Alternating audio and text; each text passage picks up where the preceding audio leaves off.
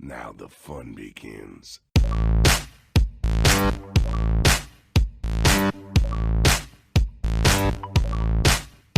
Richard.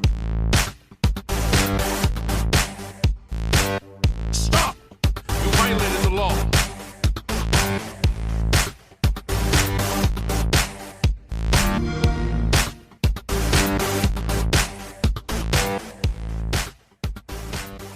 Welcome back to another episode of the Gamecast, your weekly go-to podcast for all things Xbox Game Pass, and of course, PC gaming, including news, rumors, and conversation around them damn good video games. You can catch new episodes of the show when they drop each and every Friday morning on YouTube, Apple Podcasts, Google Podcasts, Spotify, SoundCloud, and all other major podcast services. So, be sure to subscribe to us, rate us, review us, all that jazz, the whole rigmarole I run through every week. Wherever we're on, if we're not on somewhere, let me know. I'll get us on there. And if not, do all that stuff for us. It helps us. You know, I would like people to actually listen to this. The ramblings of two madmen. I would like people to actually listen to that. But as always, you can find us all on there and whatnot.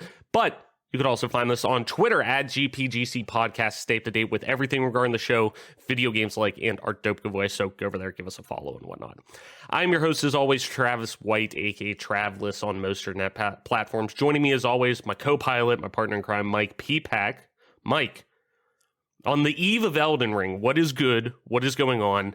And what have you been playing as we get ready for Elden Ring, obviously? Doesn't have to be related to Elden Ring, but I'm just fucking hyped for Elden Ring. It's coming out tomorrow. Well, actually, technically at like 6 p.m. Eastern on PC at least. But in general, like, what have you been playing? For now, it's like 2.5 hours for us. Right, yeah. The wait's practically over. And I technically, this will, I promise I'll let you talk in a second, Mike, but this will be, by the end of the show, I need to figure out what the fuck I'm playing it on, because I still don't know. Like, I'm so torn between, my natural instinct is just to play it on PC, just for the fact of, hey, and granted, it's across the board on PC, console, whatever, it has a 60 frame per second lock on it because of the engine they use. So realistically, it's not going above 60 frames no matter what. I just like the ability to, on PC, like a lot of people do, tweak a lot of things if I need to, compared to on console. But at the same time, the Series X version of this game, well, in general, I think the Xbox infrastructure, from what it sounds like, works better after the day one patch, with Elden Ring. So in general, it seems like Xbox is the best console version to play on. So I'm really kind of torn, because I've heard some issues with frame stuttering and stuff with the PC version, but at the same time, they're also saying it's like up to 250 milliseconds. I'm like, that's a quarter of a second. Like, if I get a stutter once every hour like that, I'll fucking survive. So, but anyways, I got to figure out what the fuck I'm playing this game on before the show ends. So kicking it over to you, Mike, what have you been playing on? Now to let you talk and let my ramblings of a madman get out there. What have you been playing this past week? For me, I've just been playing a lot of Lost Ark. Personally, I only have about 8 hours in the game, but been having fun with it. I'd like to get to a little bit of the more interesting content for sure, but we're coming in here to the Elden Ring launch. Outside of Lost Ark, I've been playing a lot of Phasmophobia with the content update that they came out with. Been having a lot of fun with that, so just been genuinely enjoying those two games. And probably for the first time in a long time, just enjoying video games that aren't so much competitive as far as competing in, whether it be competitive shooters or whatever the case may be. It's just been nice to really cleanse my palate and play games in a little bit of a different nature than I have been most recently. So those have been pretty much the only two games I've been playing. Elden Ring's probably the only game that I've really... They're not Elden Ring, I'm sorry. That I've been looking forward to. Lost Ark was one of those ones that kind of I missed. It wasn't necessarily on my radar because I'm usually not an MMO guy, really at all. Yeah. And then next thing I know, gave that game a shot and enjoy, especially with... I feel like it's not so much it is a hack and slash and things of that nature, but I feel like with the ability chaining and comboing that you can do, there's a little bit more method to the madness, and I can tell that once you get towards the end of the game, the end game content's probably going to be super difficult and going to take good gear, but also good combos and proper builds and things of that nature. And I'm all for those types of games. I mean, that's why I still play Diablo 2 and things of that nature. So just been really enjoying Lost Ark. Excited to see where that goes. But I mean, the elephant in the room is with Elden Ring coming. I still need to probably purchase it on Steam and play it. That'll be what I'll be playing probably for the next good little while. So, not much craziness for me. Just for once in my life, I haven't answered that I've been playing Halo at all. So life is good because, I don't really want to go off on a tangent and talk about it very much, but for those of you that are, out there, if there's anyone that in the CIS region, we're thinking about you, but with the 343 postums, there was apparently an outage of Halo 5 and Halo 2 Wars, and nobody ever tweeted or made an update from 343. And when someone called Postums to task for it, he had the audacity to respond, "Oh, I'm so sorry. I logged off and then noticed that Russia bombed another country, and all I thought about was how I'm raising my son in, a time of war, basically." So he basically made a very tone-deaf tweet, and if you were wondering why I hate 343 and everything about it and why it's a big pile of shit, there you go. Travis, you can go ahead now. Yeah, and like you said, not to get, too, I don't want to say, oh, we're not going to get political because it's not, but I'd be remiss to not mention it for the fact of, obviously the current world political climate right now is off the fucking rails with Russia officially invading Ukraine. There's no ifs, ands, or buts about it. It's not as Vladimir Putin put it, in a much more dialed back manner of, it was a military operation or something, like very much trying to, hide the fact that it was a full scale invasion of Ukrainian soil. So just to put out there in general and this isn't me being a middleman, fence riding person, but a lot of people tend to not think of both sides being the vast majority of people in this caught up who are just straight up casualties. They're, nobody has a say in this. As with most wars, 99% of everything that goes on, most everyday people are caught up in a 1%, war that has nothing to do with, especially as a U.S. citizen, like, we're bystanders to this right now until, obviously, as Joe Biden said, and think of him as whatever you want, but, obviously if provoked, with, the U.S. right now isn't doing anything but bring our allies in NATO into it, then it's a little different. But in general, I just want to say on both, my heart goes out to the Russian citizens and the Ukrainian citizens who just have nothing to do with this, who are just caught up in all this and all this fucking death, all this fucking bullshit. And obviously, especially the Ukrainian people in general, in the country of Ukraine and its citizens that, aren't asking for this, aren't, I mean, I'm just trying to live their life. Yeah, I'm just going to say it. Fuck Vladimir Putin. If you have a problem with that, and even, obviously Mike can say on his own or whatever. Me personally, fuck Vladimir Putin. And if you have an issue with that, whoa. He seems like a stand-up guy. He just goes into a country that's his neighbor and starts invading it and killing a bunch of innocent people. Yeah, that's just totally normal behavior. Me personally, I don't see, how anybody could personally not say that, but to each their own, I guess. But I just want to, the elephant in the room, I would feel remiss if we didn't address it just for the sole fact of we're two fucking, American white dudes doing a podcast. We're one in a million, and there are much bigger things going on right now than video games that I would feel upset no matter what size our platform may be, that if we didn't at least address it and say that in general, all the people who just don't want anything to do with this, that are being caught up in this, who are fucking dealing with death and decay and just a fucking shitty world right now. My heart goes out to you. You know, especially too, this is where I've said before, from a US perspective, you know, a US citizen, especially in our last election, that a lot of people felt that, hey, we're taking a step in a different direction, yada yada. Okay, once again, this goes back to what I said. If this is what you think you've got now, don't take your fucking foot off the gas. Like, fucking keep all of our elected officials their fucking feet to the fire, because right now is where you're going to find out a lot of too, if where people align and where people stand, and especially with their views and whatnot. So, yeah, not to say the blanket statement. I don't want to get too political, but just throwing that out there. There are bigger things going on in our world right now than video games, and that my heart aches for a lot of people who are suffering right now. It's been, and I know Mike, I was talking earlier just the same way of, you know, today was very hard to stay productive at work.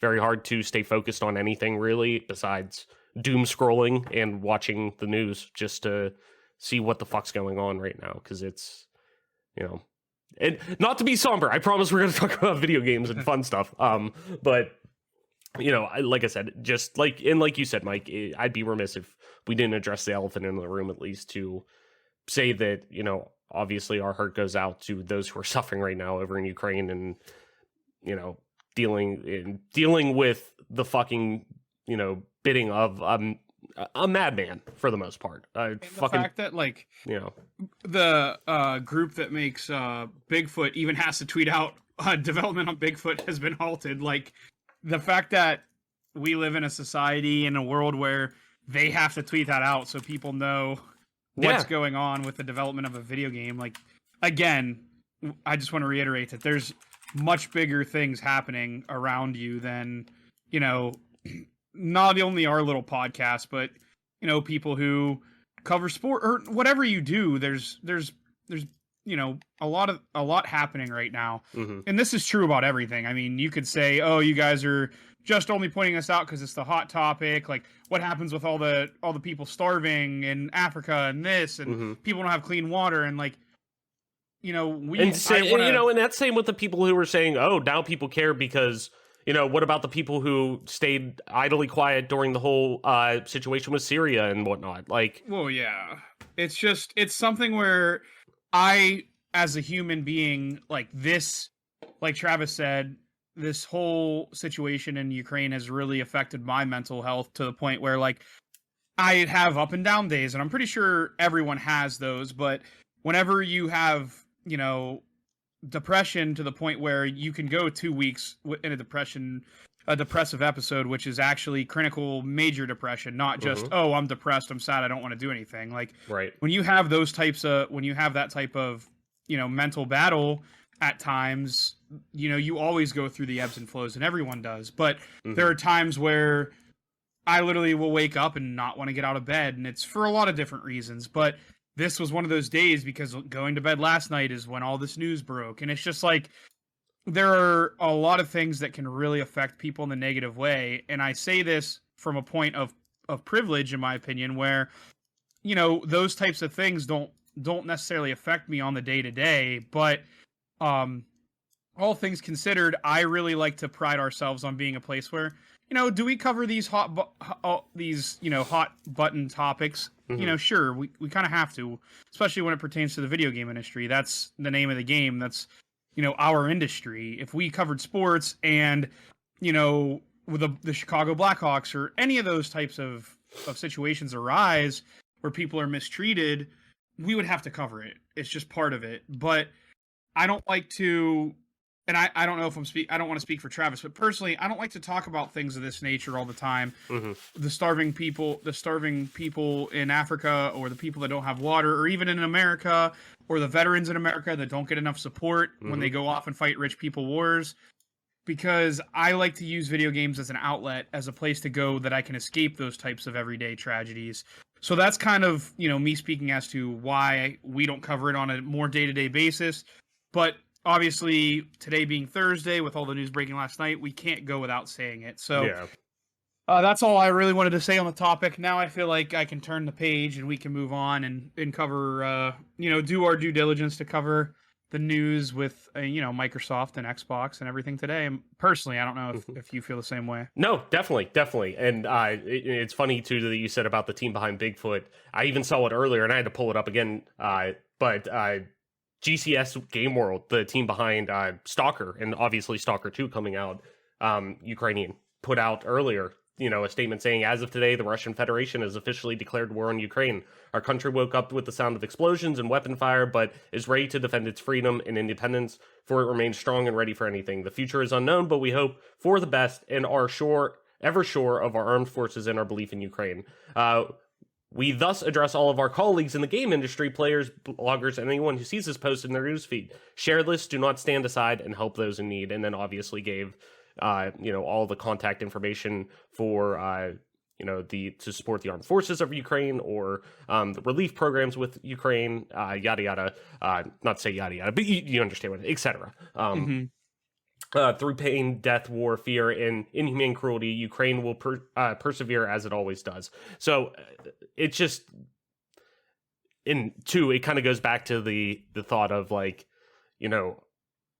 people always ask these questions of oh, it says a lot about this game right now because X person left on the staff, or this people need to remember, and this is obviously a very big, this is a much bigger situation than some of the other things, but people make games, and right now there are people who make games and do a hell of a lot more, different various things through in society that are fucking dealing with a lot of heavy shit right now, that it makes me feel very, very fortunate currently that we live in a place that is very much so, I go to sleep at night, knowing that I don't have to necessarily, knock on wood, worry about that.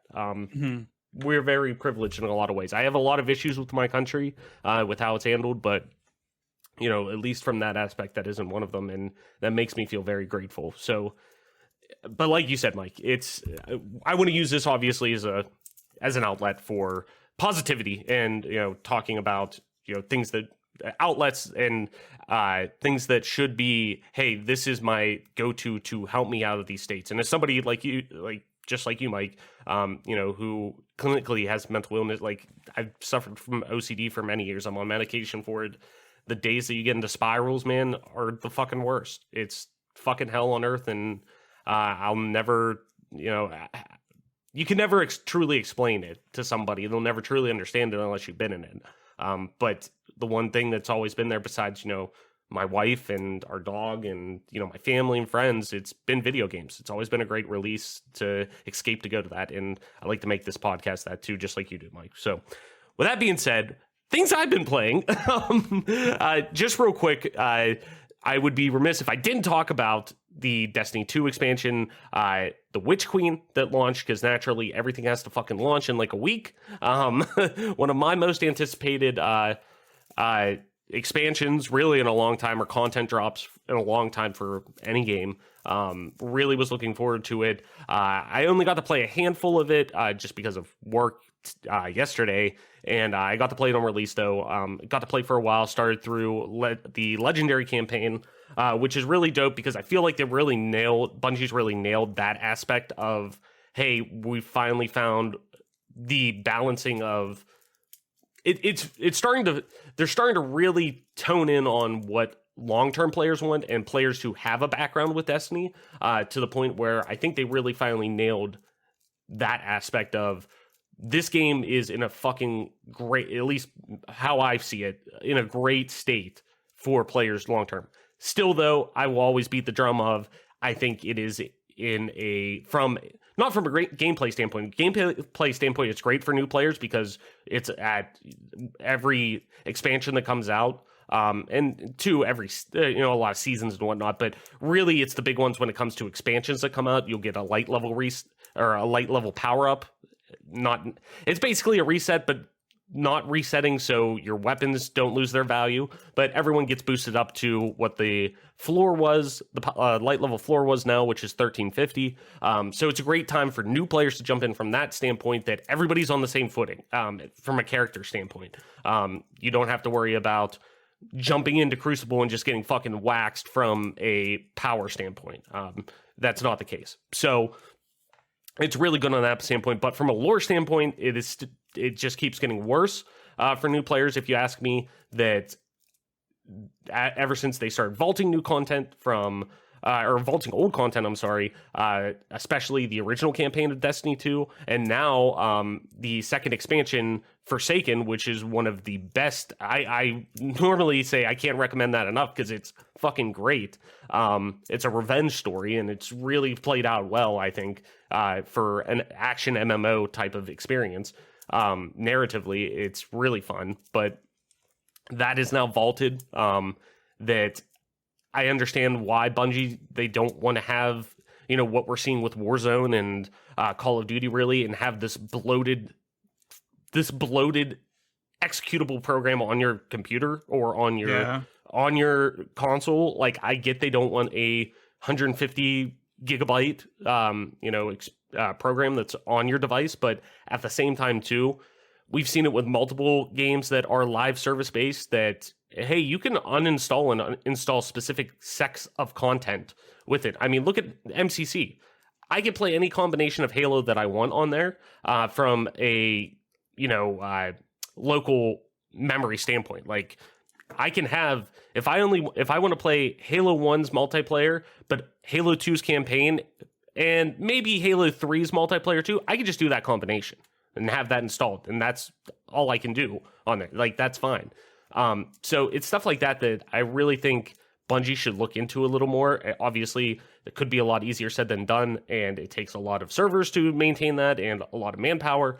But I think it's really important for a live service game that is now free to play, that relies on bringing in as many new people as possible to really make, from a lore standpoint. I don't want to send people 2-hour videos, which are great, from the community like Biff and a couple of other Destiny YouTubers, that I don't want to necessarily send their amazing breakdowns just to have somebody understand the lore of Destiny at this point. It sucks because the lore is fucking fantastic. It's a dense world. Everyone knows how well Bungie is at world building. So it just sucks that it's tough for people to get into right now. But nonetheless, if you're into Destiny, it's a great time to be into Destiny. If you're new to Destiny, I still don't want to discourage people from getting in because it's a great time. There's a lot to do in it right now. A lot of great game modes to get into. But it is a little bit of a jump narratively and from a lore standpoint to get in. But from a gameplay standpoint, it's never been better to get in to Destiny. So outside of that, Lost Ark, obviously, like we've been talking about, been a great experience. That it scratches that, hey, I want to play an action RPG-esque Diablo experience where, yes, early level, a lot of it, all I'm doing is just clicking and using abilities that realistically, until I get into the end game and whatnot, the nitty gritty don't really fucking matter right now. You could respec your character at any point. Like, it's very user friendly in that regard. But as the opposite of Destiny, I could care less about the lore in Lost Ark. I've never smashed G to skip so fast in my life. No, and that's no offense to anybody who worked on it from a narrative standpoint or anything. Like, I just personally, it's not me. Love the gameplay. I think the gameplay is fun, and I love grinding with you guys and just kind of power leveling, and that kind of experience to me is great. Me personally, I could not be less interested in the lore. And that is to each their own. If somebody finds, somebody is interested in it, that's fucking great. I am ecstatic for you. But for me, I just personally can't skip it quick enough, personally. So it's just silly because a lot of the lore is probably great, but then the quest has you remove like one concrete block, and then that's it. Like, it's just such a weird little. I don't want to say like it ruins the immersion because it's not necessarily going for an immersive feel, but even kind of with Destiny too, there's certain things, and it's probably with any MMO. It was especially the same with like WoW and like getting into World of Warcraft's lore. Yeah, questing's always fun, but at this point, most people just go in and, at least long-term players, they're going in and power leveling through all this stuff. A lot of the beginning for these new characters that you make in MMOs are like we're seeing with Lost Ark, where they're very much just simple fetch quests. Like, they're not dense, they're not over the top, like, and that's fine. That's totally fine. Like, I don't have an issue with that. But I think what WoW has done well over the years in streamlining that process is not really throwing a lot of lore at you right off the bat. Like, you'll get into the meat and potatoes of WoW and World of Warcraft and Azeroth and whatnot. Like, you will get into the meat and potatoes of that once you kind of get the fucking training wheels off. And then we could start to, like, so it doesn't overburden you with, hey, you should know, like, it's almost like the beginning of Game of Thrones. Like, if you're not used to a show like that and you're jumping into Game of Thrones, like, they throw fucking 65 characters at you at once and you're like, I will not remember any of you, you know? So I get that feeling of it where there's that disconnect between the density of what you're receiving and the actual actions that you're partaking in. It's very much, they're on two opposite ends of the spectrum, and I think they need to be a little more aligned. But no, I definitely agree though, Mike. It's I probably like the lore, but at this point, like, it is dense, but it's not giving me that, like, hey, okay, I got a lot of lore in. Now I'm going to go do a lot of gameplay. Then I'm going to get a lot of lore in. Then I'm going to do a lot of gameplay. It's just not, it's like, I'm just bouncing between cutscenes in 30 seconds. And that, to me, isn't great. Like, the balance just isn't there. But I digress. Mike, let's head into our show for this week. And obviously, and I guess I should preface this, next week will be our Elden Ring discussion, our review in progress, because I'll be quite honest, I know neither one of us are going to fucking finish that game by next week because it is dense. It is big, in a good way. So, but we will have our review in progress next week of Elden Ring. So this is kind of one of those stopgap weeks. I hate saying it like that, but there was a decent bit of news that came out. One major story that I do want to talk about that I think is really important and really interesting, just with the whole jux of what's going on in the world of not only acquisitions, but the content that so many people were really, really looking at. And it's for those acquisitions that I think is going to be really interesting when this all kind of plays out. And obviously, I'm talking about, like most people have heard now, next year's Call of Duty, not 2022, which everyone has heard now, sources, reports, it's one of those worst kept secrets. It's going to be a new iteration, like a sequel to 2019's Modern Warfare. That's this year, but 2023's Call of Duty. Next year's Call of Duty has reportedly been delayed to the following year. 2023 will be the first year in nearly 2 decades, as of right now, without a new Call of Duty. So this comes from Rebecca Valentine over on IGN. As always, link in the description. Rebecca did a ton of great work over at US Gamer, and then went to IGN after that. So go over there, check her out. She does great work. They actually, and there's an update. I'll read the update too before I get into the original story. It'll be a little bit easier, but actually, I'll do original story. That makes better sense. The typical annual Call of Duty release plan for 2023 has reportedly been delayed into 2024. According to Bloomberg, sources familiar with the situation, executives in charge of the franchise had made the decision early after, quote, a recent entry in the series failed to meet expectations, leading them to believe that Call of Duty's current annual cadence of releases was too rapid. The decision is reportedly unrelated to the recent Microsoft purchase of the publisher, and the 2022 Call of Duty release is still on track. The, quote, recent entry is most likely Call of Duty Vanguard, which faced release competition with Battlefield 2042 this past holiday season, as well as the free-to-play Call of Duty Warzone. A previous report noted that Vanguard sales had also been suffering due to players feeling fatigued at Call of Duty's constant release cadence, making them feel less interested in buying a new entry every year.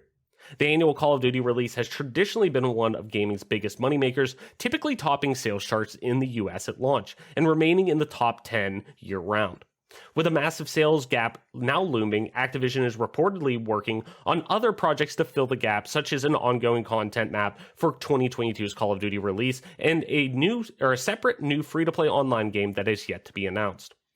One interesting note is that this could mean Call of Duty players on PlayStation are able to stick with the series on their console of choice a bit longer, as Microsoft has reportedly said it wants to release the next 3 games, 2022, now 2024, and then the sequel to Warzone on all platforms post-acquisition. And then the update to the article, Activision has reached out to IGN with a statement on the report that 2023's Call of Duty release was being delayed to 2024. Quote, We have an exciting slate of premium and free-to-play Call of Duty experiences for this year, next year, and beyond. Reports of anything otherwise are incorrect. We look forward to sharing more details when the time is right. IGN has followed up with Activision to ask if this was a direct denial of the claims in Bloomberg's piece that specifically the typical major November Call of Duty release in 2023 would be delayed till 2024, and will update this story accordingly. So, if you ask me, their response to the story was very much PR speak. At least in my position, and I'm sure Mike has seen for, as being somebody who is very in tune with sports, what very much a PR typed out statement looks like in response. Because, yeah, I'm a Pittsburgh Pirates fan. Right, exactly, of course. Where it is very much every word is meticulously written to technically not lie about it, but still hold on to the actual information without saying anything. We have an exciting slate of premium and free-to-play Call of Duty experiences for this year, next year, and beyond. Reports of anything otherwise are incorrect. So the report isn't saying that, hey, there isn't going to be any kind of Call of Duty content next year, because the report that Jason Schreier originally put out did say, like, there's going to be things that fill the gap within there that are, I'm sure, Call of Duty related, not to mention Modern Warfare and its content that's coming out for it the following year, or Modern Warfare 2, I should say. So it's one of those things that's like, if you ask me, it's the old, tried and true, behind the veil of video games that the industry will always seem to have. And granted, because it is much more flexible in terms of delays and production schedules moving around, and they typically take a little bit longer to make than movies, probably double the average development time, where movies can announce years in advance and boom, they're ready to get in, boom, in and out kind of thing, where video games are a little bit tougher, where you could take one project of a game, halfway through its development, or, be in pre-production for 2 or 3 years, and then end up pivoting towards the start of development because, hey, you know what? Now that we're starting to get this into a prototype stage, it's not really working, but we found a new idea out of this, so we're going to go this direction with it, where it could end up being a standard Call of Duty game into, a PUBG version or something like. I'm just throwing shit out there, but completely, in the same genre, but a completely different direction that, it makes sense to a degree why you want to hold on to the cards a little bit closer to your chest. But to me, this clearly says that the report was right. No matter what they say. And I think personally, I know both of us have talked about on the show, Adam too, and where we've talked about, we do have a lot of fond memories with Call of Duty in terms of, the original Modern Warfare, not to mention like COD 2, COD 3. I had a lot of great experiences with Big Red One on the original Xbox. Experiences that for a long time, like, were fun, but then you kind of, like, I personally got Call of Duty fatigue. Black Ops, I would say. I think that's when really, so we're talking over 10 years ago, like, I felt very fatigued with the franchise at the point where I was, like, granted, late high school, early college, like, I don't have that much money to always spend $60 a year on this game. I'd rather spend $120 on different games than one game every single year that's kind of the same. But and then everyone played it for like a week, and then right, that was exactly, about it. Yeah, exactly. But I still do have a lot of fun memories, and I think that there is still very much, obviously, a place for Call of Duty in the modern games like space, and especially competitive multiplayer, where whether it is Battle Royale with Warzone or a standard Call of Duty experience, like there's still a room for arena style deathmatch game or deathmatch shooters and arena shooters in general, like a Call of Duty would have, like a Twitch shooter would have. That I think that name will always hold weight, and it always deserves a place to be. But I'm very much happy that me personally that they're getting peeled back a little bit, and that if this supposedly isn't a hey, this doesn't have anything to do with Microsoft's acquisition or the acquisition of Activision from Microsoft or anything like that, you know what? Good on Activision, and that's saying a fucking lot because they're quite, them and their head executive are quite shitty, and it pains me to give them credit, but to at least read the tea leaves enough to say, okay, we can finally see the fucking writing on the wall that people are starting to get burnt out by this. Like, and really all it takes is, hey, we got punched enough in the mouth, metaphorically, in our wallet by this not selling that well, with Vanguard not selling that well, and people just having, other options in, whether it be Halo Infinite's free-to-play multiplayer popping up right around the same time. For some reason, people bought Battlefield, 2042. No offense to the crew over at DICE, but obviously people wanted that stay in the, cook in the oven a little bit longer, and it didn't. And obviously we're hearing a lot about the issues with that, and that was the whole thing. I don't know. Did you hear, Mike, about how DICE said that, I think it was more EA, but EA cited Halo Infinite's multiplayer shadow drop to be the reason why Battlefield 42 wasn't as successful as they planned. I don't know what's worse. I don't know if it's Call of Duty coming out and just basically lawyer speaking, tiptoeing around all these subjects where everyone knows what you're actually trying to say, but you just don't admit it, to I don't know what's worse, that or DICE trying to basically blame another company for their own fucking shortcomings. Maybe Battlefield 2042 should have been completely fucking dumpstered and started again. Right. With how bad that game is. But you're going to come out here and blame Halo Infinite, which by the way, that game sucks too. So I don't know what you're trying to what joke's face on you're you. trying to save. I'm in the same place. Literally, Halo Infinite's fucking terrible, and you're blaming that? Get real. Joke's on you.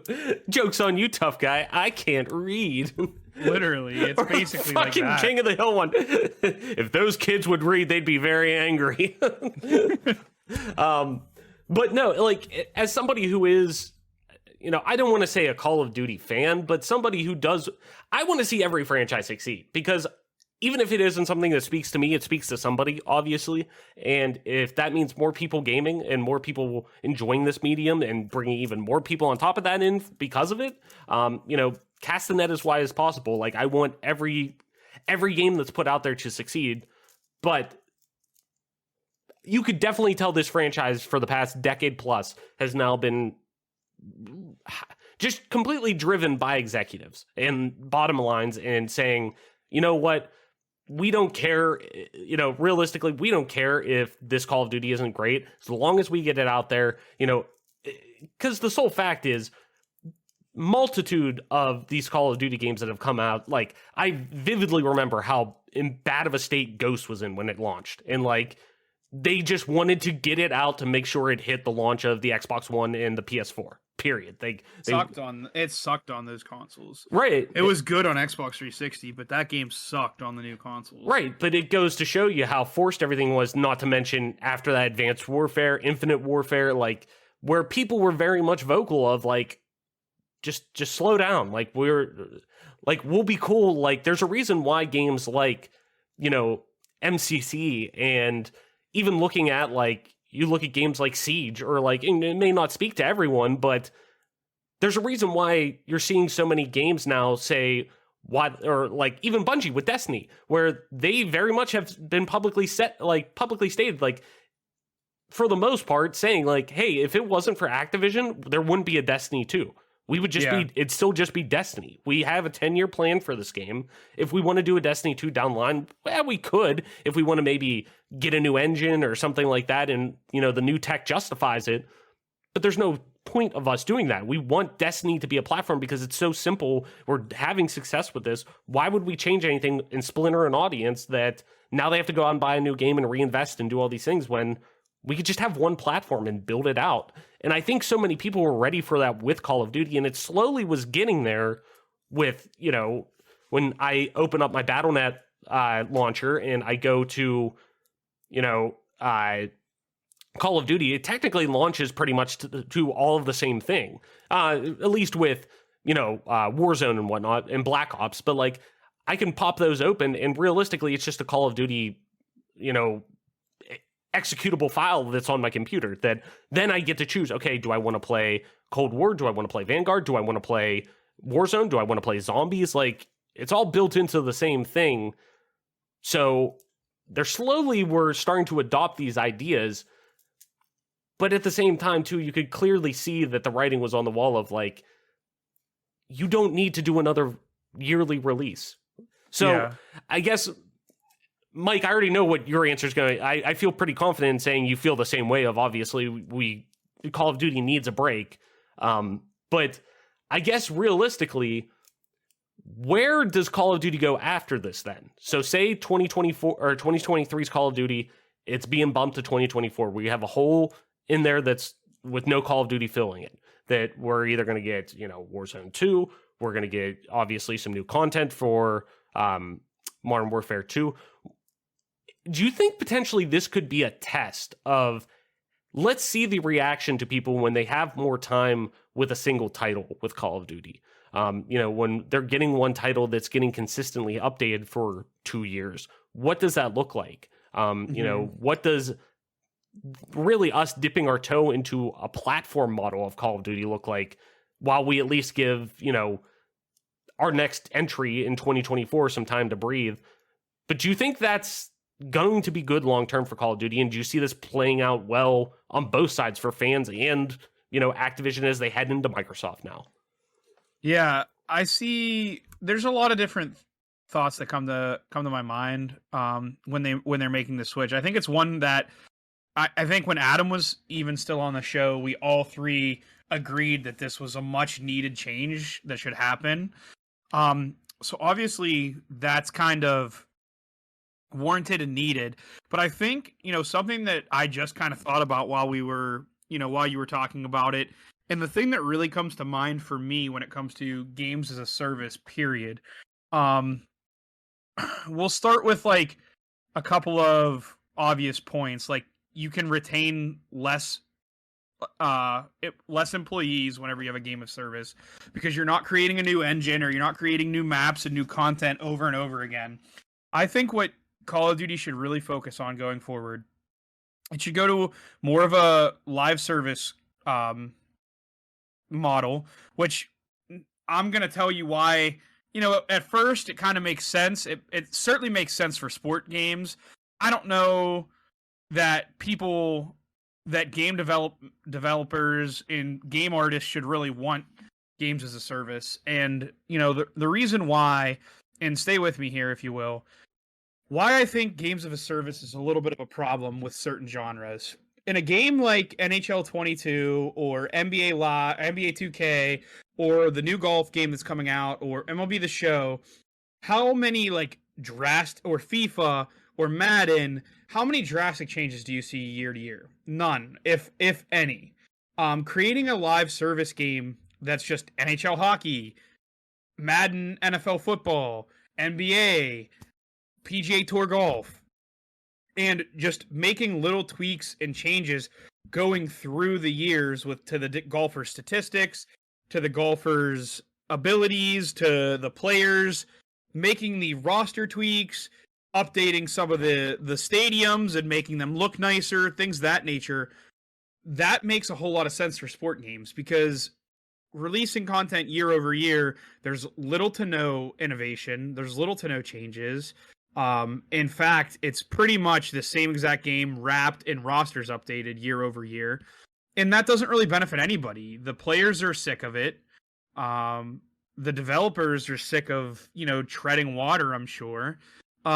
So for a sports game, it really makes sense. For Call of Duty, what really makes sense to me is what they've done with Warzone. And that's what they should do with their multiplayer. They should get an engine that they like, because I'm going to get a little bit esportsy on you, shocker. That's my kind of forte.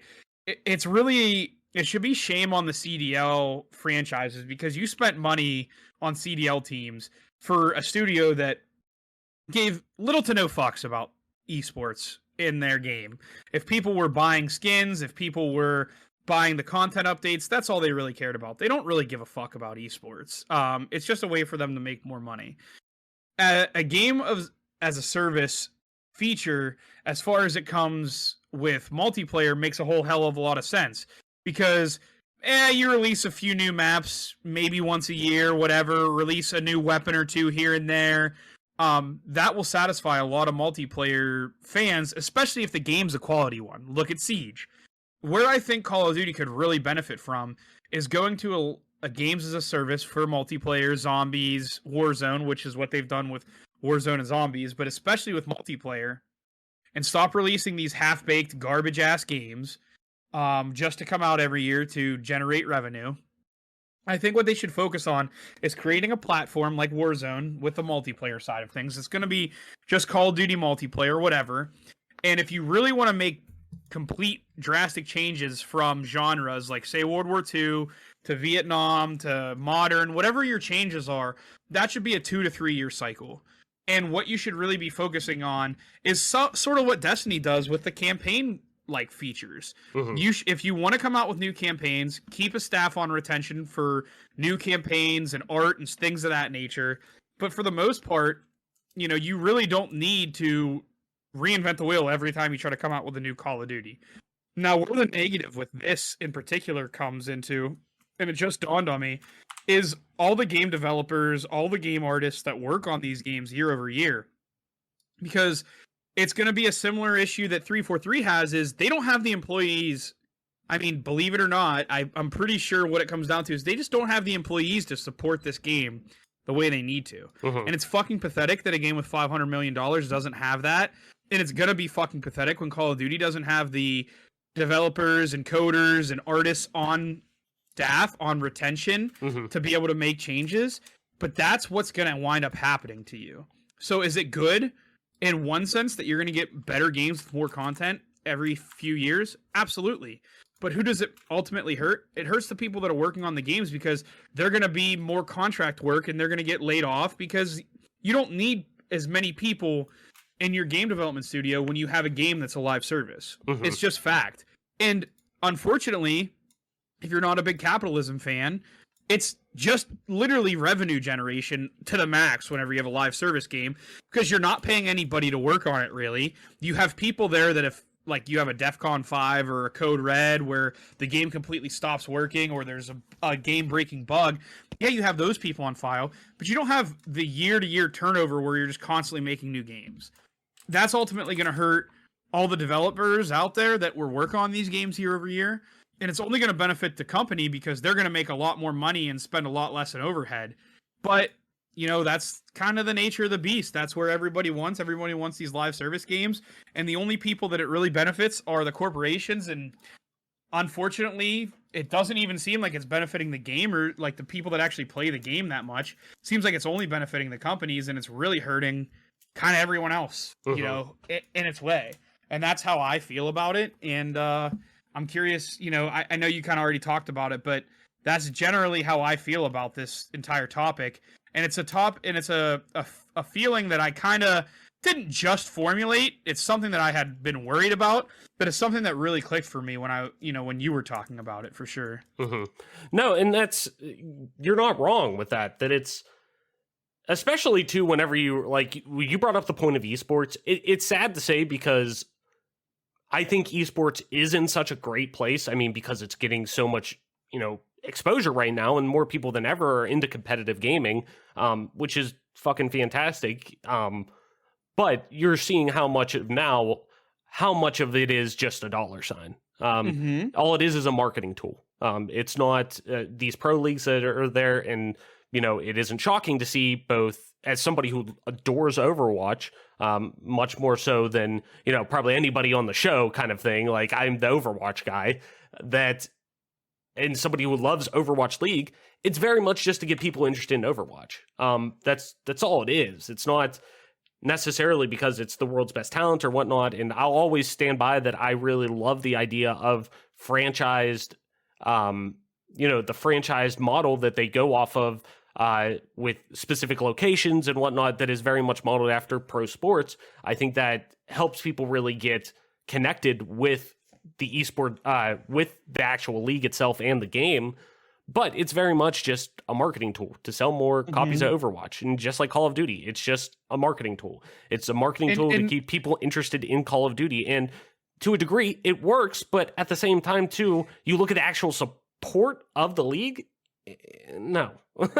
It's like there's as much as, as long as Call of Duty's existed, as far as esports is concerned, there has been an Optic team competing. Always. And everyone who is an Optic fan or whatever, everyone is everyone comes from Optic Call of Duty in general.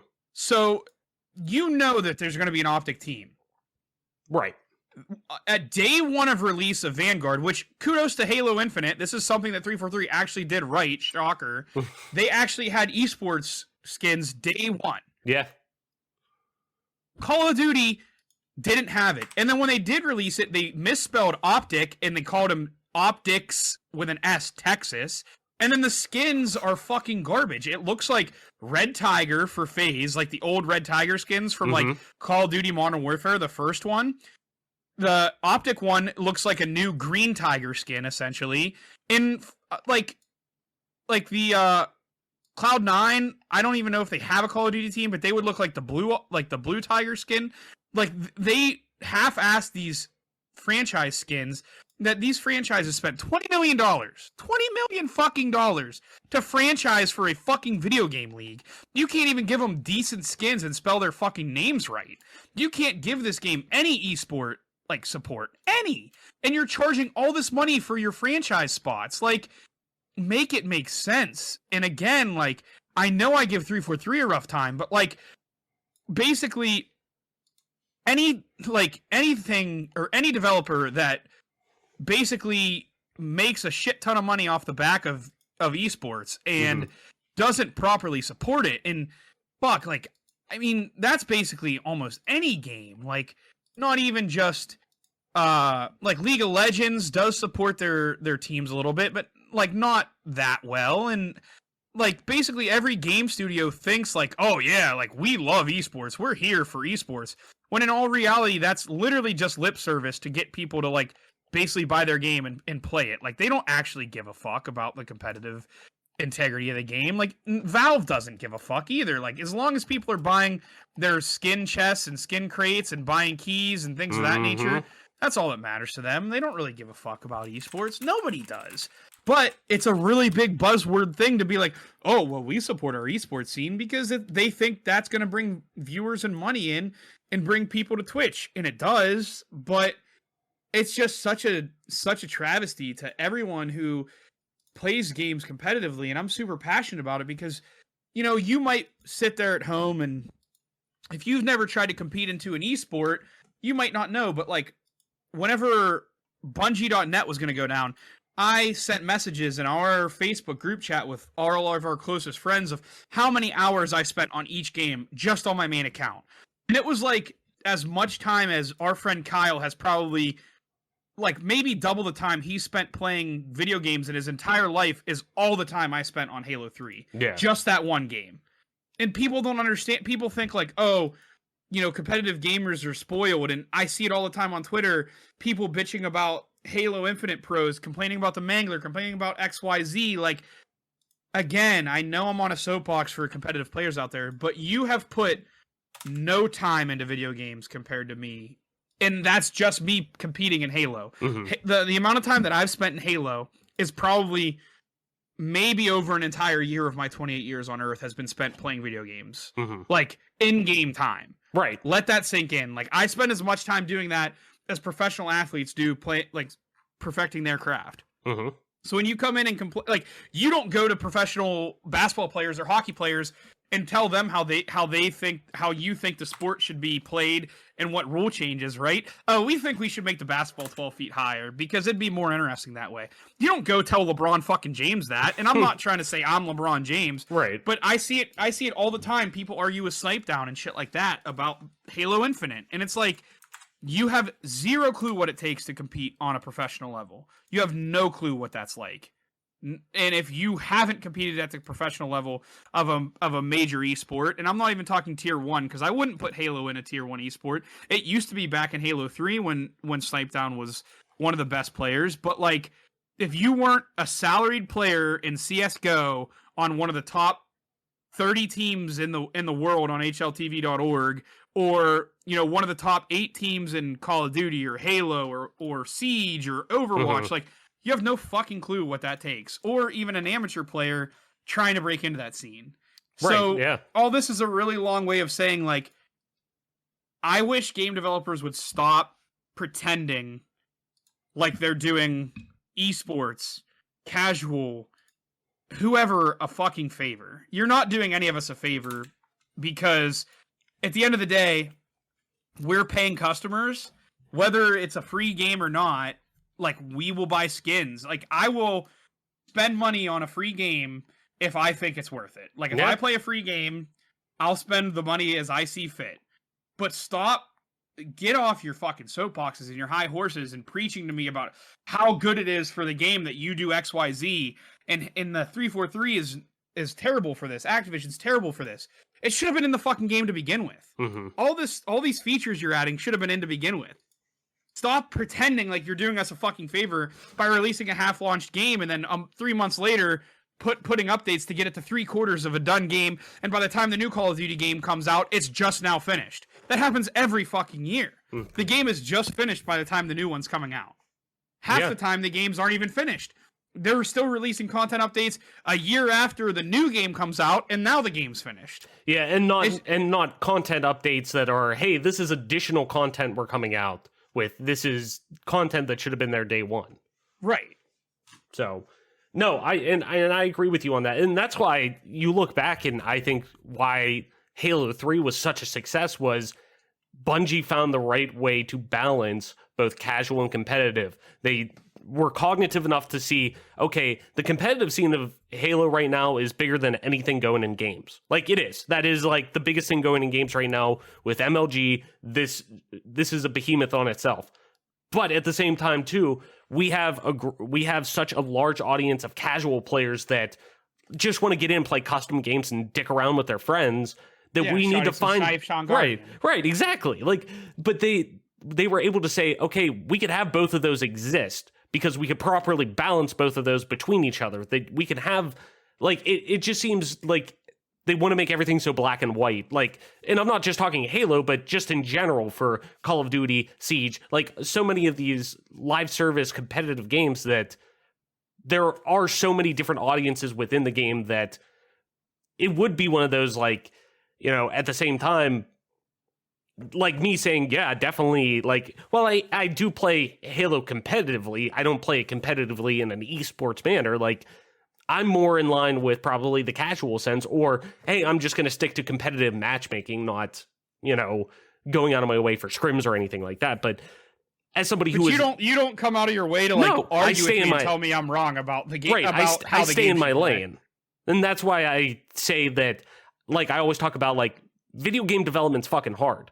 I would never try to say, like, hey, you're a fucking idiot. Like, I know more than you about, developing this game from a actual developmental standpoint. But that's why you would hope more development staffs in competitive, competitive projects like Siege, Halo, Call of Duty would bring on pro teams to help with your balancing, to help with, okay, this is what the competitive players are looking for. Okay, this gun is going to be, at this point right now, is way too powerful. Let's find a way to balance this appropriately to help with the balance of the overall game. Like, that's why you would want, and that's why I was so happy to see during Infinite's development, hey, we're working, we have the game is up in an early alpha state right now, but we have our pro team right now with hands on the sticks working on it right now to make sure this is, a competitive game. And obviously for a lot of people that fell short, but at least there was cognitive steps to, they got it to the finish line, but they didn't continue that afterwards. And I don't want to keep making this about Halo. We're talking about Call of Duty, but it's hard to not talk about either of them. But, one without the other, because they're so intrinsically tied together. But no, getting back to Call of Duty, to me, this is such a no-brainer that it's 10 years overdue, if you ask me, that it came down to dollars at the end of the day of, hey, I wanted to, or Activision saw how much money Call of Duty was making every single year, hand over fist, that why would we change any of this right now? And also, too, for the fact, that's all people wanted was more content. And granted, we're talking about 10 years ago, the way that content was delivered to people, not only just, games, but movies and TV and whatnot, was in a much different place than it was. We've evolved so much from a technological standpoint and how just data in general is delivered to people, let alone content for video games, that now it makes so much more sense to, we're going to put out a platform of a game and we're going to iterate on it over years, and you're going to buy into this game and you're going to get free updates, and then we're going to have paid expansions, but that's going to be once every year and it's going to be $30, and we're just going to build upon the base game so you're not rushed for it and you don't feel like you are going to miss out on anything. And once that new expansion comes out, the one from the year before is just included in the base game. Like, that to me makes more sense for what Call of Duty's trying to do. Like, that's the way it should have pretty much always been. Right. When how different was Modern Warfare 2 from the original Modern Warfare? How different was MW3 from MW2? It really wasn't. No, it was just 2 years apart. Right. Yeah. Exactly. And because we're talking about the same studios handling that. They're taking the engine that they were using it on for how long and just iterating on it and making new iterations of that game. Where realistically, we could have saw kind of what we saw with Modern Warfare into Warzone, where, Modern Warfare, they still came out with a, new Call of Duty and Cold War the year after, but at the same time, like, I'd rather see something like that where we're getting a Call of Duty platform and that's why I think I'm actually excited to see how this all plays out for Call of Duty, where I might actually invest in Modern Warfare 2, to see where this actually goes, because I want to see what Call of Duty is like with a little bit of leeway. With a game that comes out and isn't, hey, it's out, you get content for, 6 months, you get additional content updates for 6 months, and then it's on to the next one. And that's no low blow at anybody, but that's all we've been seeing. I mean, it's worked, it's paid, but it's slowly started to drift. And, we saw it with Assassin's Creed for so long, of yearly release after release after release after release, until finally the quality of those started to dwindle, and finally the dollar started to dwindle. And Ubisoft was cognitive enough to say, okay, let's back off a little bit. Let's take a step back. We're going to take a year off. We're going to let the next iteration, and granted, it was a much bigger jump in the formula of Assassin's Creed, that it needed that. And look at what happened. Assassin's Creed Origins came out, became an open world franchise that was much more of an RPG than just your standard action game. And it was fucking received rave reviews, and people loved the direction that the new Assassin's Creed was in. And granted, they basically I don't want to say they didn't go back on their word, because they never really said that, but the year after that came out with Assassin's Creed Odyssey, which really just was a quick iteration on, I don't want to say quick, but very much just an iteration on the formula of Origins, that was already in development in tandem with it, but then made sense for the year after that. Okay, we're taking another year off. And I think that's why Assassin's Creed has become so much more favorable to a lot of people than it was. Like, Assassin's Creed, I pick up every one now, because they're actually giving it time and space to breathe, that I'm not burnt out by, I'm going to go and play this, yet another 5 to 10 hour experience with Assassin's Creed once a year, that is just going to, they keep picking a different place, and it's half-baked, and it's not anything, it's not keeping up with the current trends that I'm liking to see with large AAA, published games out there, that it just doesn't, it's not making sense for me to invest in this anymore, where it takes a year off. And granted, it takes a lot more than just a year to develop these games, but it gets an extra year of development under its belt, and you see the full vision of what Assassin's Creed wanted to go to, and it paid off. And I'm excited about the future of Assassin's Creed, because it went back to what we saw with, okay, Origins, the year after Odyssey, year off, then went to Valhalla, year off now again, and hopefully, now we're going to see what looks like more of a platform for Assassin's Creed, and we'll see how that pays off. I don't know how well I necessarily like that yet, but it'll be interesting to see where they take that formula, because they're letting Assassin's Creed bake a little bit. They're letting it simmer. And I would love to see them adopt a model more like Siege, where we're getting just Call of Duty released. And then it's literally update, year 1 content, year 2 content, year 3 content. Let it simmer, let it build, let it build into something so then you could tout. Yes, concurrently, we've had millions of players playing at one time, year after year. You know what I mean? Like, there's a reason why these games get so popular. It's because they build up communities that aren't splintered every single fucking year. Like, Right. it's just frustrating because you see how I'm not the biggest Call of Duty person, but I see how many people are, and like we talk about, there is a large sector of the gaming community that is, I buy Madden and Call of Duty every year, and that's it. Well, cool. I still want those people involved in gaming. I want them to be happy too, because that's more people gaming at the end of the day. That's more people that maybe they have kids that, one day that, they show Call of Duty, but then they're interested in, I want to actually learn. There's more than just Call of Duty. Okay, cool. My dad played Call of Duty. Like, I wanted to just see what was out there, and I started playing more games, and now they want to make games. And, it's just shit like that I adore this industry, and I want to see where it goes, and I want more people to play. And if that means the people that I don't necessarily line up with of what they like to play get what they actually want, that makes me happy. Like, it only helps people at the end of the day.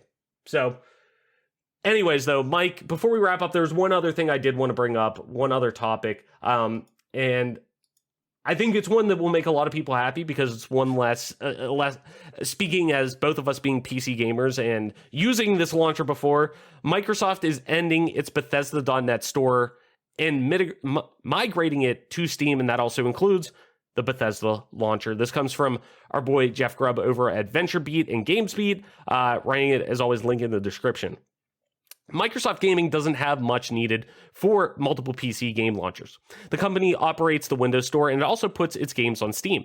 You could also get games through the Xbox app, I think, but that's the point. It's confusing. With that in mind, Microsoft doesn't need the Bethesda.net launcher, muddling things up even further. That's especially true in the face of its pending acquisition of Activision Blizzard, which comes with the Battle.net launcher. Quote, "We're saying goodbye to the Bethesda.net launcher later this year," reads a Bethesda blog post. "Starting in early April, you'll be able to migrate your games and wallet to your Steam account. Bethesda.net operates as a store for many of the publisher's biggest games. You could get the Elder Scrolls, Skyrim, or Fallout 76. If you made purchases on that platform in April, you can begin migrating those purchases to Steam. But this doesn't mean that you'll throw away your Bethesda.net login information. The company is keeping many services going. Quote, "Many of our games and services still rely on you having a Bethesda.net account. There's too much shit," reads the blog. "This will allow you to retain access to Bethesda.net services, including game mods, in-game items like skins, and access to exclusive news and updates. You can access your games on Bethesda.net through May, but the publisher recommends you start migrating the migration process as soon as possible." So, obviously, not a ton to discuss on this, Mike, but I did want to point this out that it's interesting now, too, as we get closer to the full vision of what Microsoft's kind of working on right now with not only Bethesda being in the fold now, but obviously Activision Blizzard is now as well now being under the Microsoft umbrella, that it's interesting to see how all of these play in and especially, too, when you think of like Battle.net, that's iconic. Like Battle.net is iconic to gaming, period. So where does that go from there? If this is what's going to happen, and granted, the Bethesda.net launcher, not the biggest, fan favorite out there amongst PC gamers, but as somebody who is a Bethesda fan for a long time, like you are, Mike, I'm happy to see that we're starting to get that vision of one kind of collective space for PC gaming. Not one collective space, but streamlining the access to all these games as consolidation starts to kind of, kick up again. It's nice where it's one less launcher I got to worry about. And it seems like it's a good thing for Bethesda too, being like, hey, our games are going to be a little more, like things are going to be much more streamlined for our consumers and the people who play our games, that it's all going to funnel back in at the end of the day. It's just one less thing that they got to worry about. Microsoft has to worry about. This, to me, it's just very straightforward. So, but to me, it also makes me want to go now actually dive back into ESO a little bit more. I don't know about you, but it is nice to just, as somebody else who, plays games, I'm sure you're, happy about one less launcher you have to have on your desktop. Not only do I want one less launcher, like I know they're saying, oh, you got to keep your login information in case you want to do certain things. Like, yeah, that's cool and all.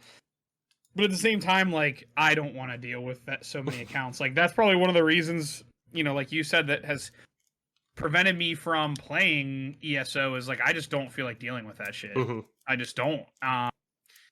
So hopefully, all things considered, everything goes through smoothly. And then I don't know that I'll ever play ESO again in my life, but this will make it a lot easier for me to play it if I want, because I've been stubborn and always been someone who, like, I'll just always download or purchase something on Steam, even if it's on like Xbox Game Pass, which I could get for free because I'm so stubborn and just don't want to use any other service other than Steam because it's just so easy and I'm so used to it at this point. You know what I mean? Mm-hmm. No, definitely. And I totally agree with that, where it's so much easier. I agree. Just opening up one thing. And because I look at my toolbar right now, I have Steam, Battle.net, Discord. That's a little different, but the Xbox app, Epic Game Store, Ubisoft Connect. What else do we got on here? I know I have more launchers than that. Origin is on there, even though I rarely use that. But I thought there was more than that. I felt like I had another one on here, but probably more that are in that I just don't even have on my thing that on my taskbar that I have for like that are hotkeyed on there basically. But the fact that it's one less thing I got to worry about. And we even talked about this beforehand. I said, I don't have the newest expansion for ESO, but I bought the other ones previously and they were all like, I think I bought them on like secondary market. So like they were all like Bethesda launcher keys. But that being said, on Steam, I saw the base version of ESO on there for like $5 at one point on like a Steam sale or something. I was like, fuck it, I'll pay $5 just so I don't have to worry about digging up another launcher. I could just access it all through Steam because it all sends me to the same place. It links my Bethesda account, so I have all the content right there. It's just I'm paying $5 to launch it on Steam, and as sad as that is, I fucking wanted to do that.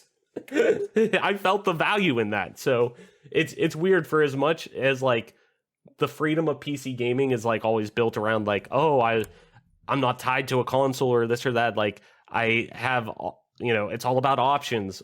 We only want one option, just to put it through Steam or, through the Xbox app or whatever. Like whatever your choice is, like it tends like people only just want one thing. Me personally, it's Steam.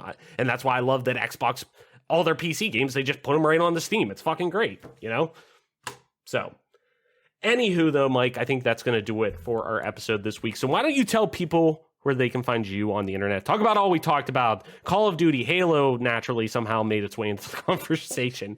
Bethesda and consolidation and all that jazz. Where can people find you on the internet to talk about all of it? You can find me on Twitter at TOYSXLDIER. That's Toy Soldier, and the second X is an O. Or you can find me on Twitch at MP_Toy Soldier. Nice. And as always, I am your host, Travis White, aka Travlis, on most internet platforms, including at Travlis_ on Twitter. That's TRAVLESS_. You could also find me streaming time to time on twitch.tv/Travlis_, same as Twitter. And if you want to play some video games with me, you could do so over on Xbox Live at just regular old Travlis. That's TRAVLESS, no underscore.